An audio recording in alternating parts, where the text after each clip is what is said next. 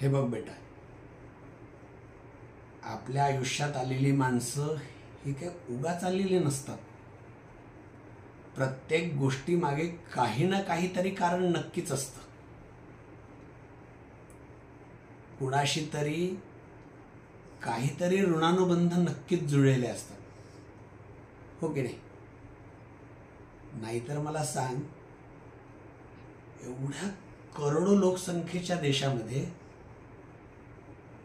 आपली ओळख त्याच व्यक्तीशी कशी बरं होती? हा, मग ती व्यक्ती तो असेल किंवा ती असेल, किंवा तुझे मित्रमैत्रिणीही असतील. एक अशी व्यक्ती ज्या व्यक्तीशी तू अगदी मन मोकळेपणाने बोलू शकशील. तुझ्या मनातली प्रत्येक गोष्ट त्यांना शेअर करू शकशील. कधी विचार केलायस अशीच व्यक्ती आपल्या आयुष्यात काय येते? हे बघ बेटा, पैशाने श्रीमंत होणं खूप सोपं आहे,